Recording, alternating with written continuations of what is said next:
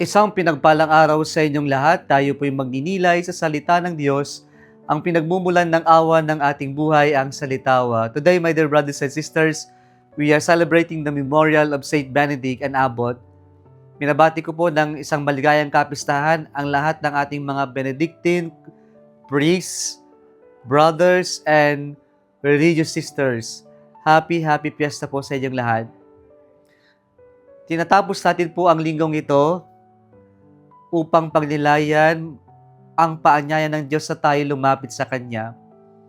And we know that we are always connected with God, and that connection always draws us closer to Him.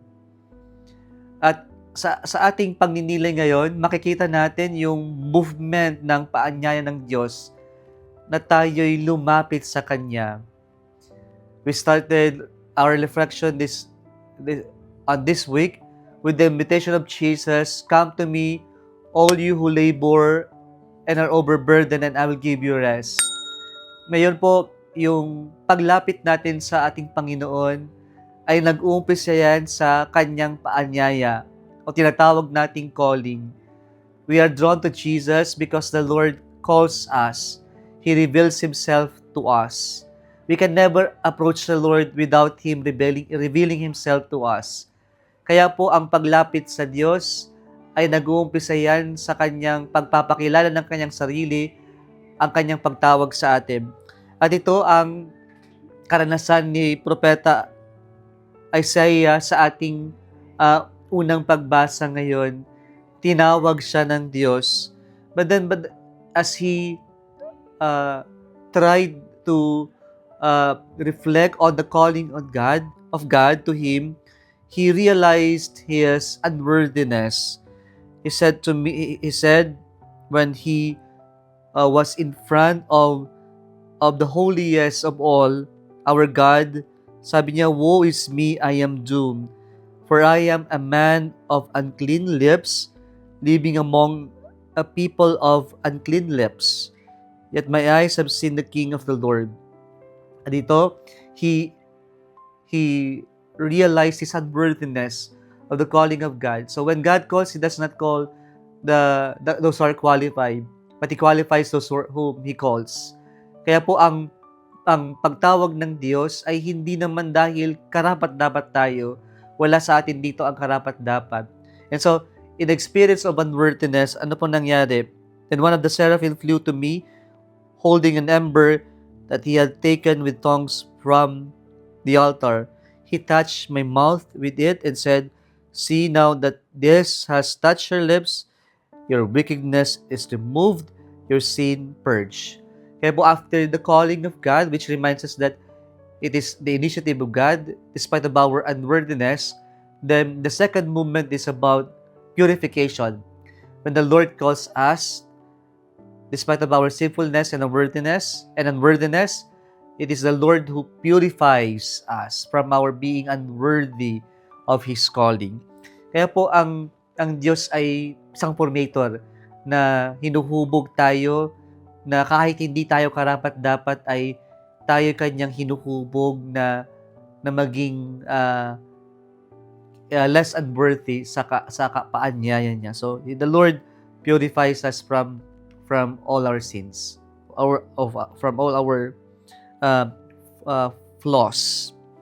And then the Lord said, "Whom shall I send?" After being purified, then comes the sending.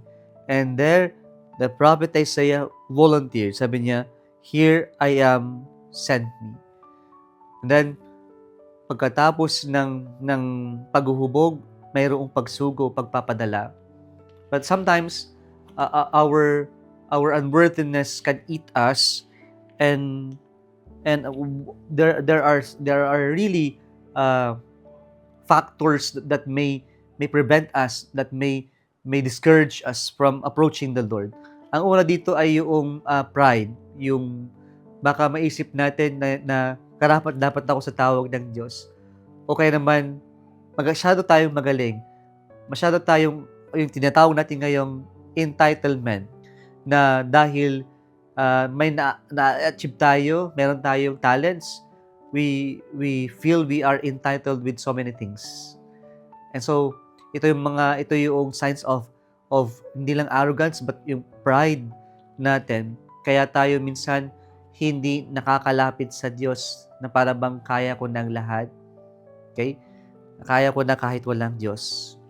Kaya pong paalala ng Panginoon sa ating gospel reading today, no disciple is above his teacher, no slave above his master. So the Lord teaches us the importance, the value of humility in being sent. Only humble people are sent by God. Finally, another factor is fear. Yung fear of the unknown, fear of uncertainty with so many things in our world, in our life. Kaya po, ang paalala ng Diyos sa ating mga takot, sabi, do not be afraid. Do not be afraid of the things that cannot kill the soul and the soul. But be afraid with the one who can kill both body and soul. But the fear here is that yung matatakot tayo that we would want to be distanced from God. Yung fear na to is holy reverence or holy fear. Ito yung fear na may pagrespeto. Okay? Kaya po ang nais ng Diyos sa atin ay makita natin na God is bigger than all our fears. And so when we begin to see God as someone bigger than our fears, then we will have the courage to face and confront all our fears in our lives. And so when we trust in the Lord, then we will have the courage to face all things, even those things that we are uncertain of. Kaya po sana umawak tayo sa Diyos because He is the only certain that we can hold onto so that we can continue to move forward and face all our fears in life. Kung nagustuhan mo ang video na ito, huwag kalimutang mag-like, i-share at mag-subscribe sa Salitawa Facebook page and YouTube channel. Muli isang pinagpalang araw sa inyong lahat.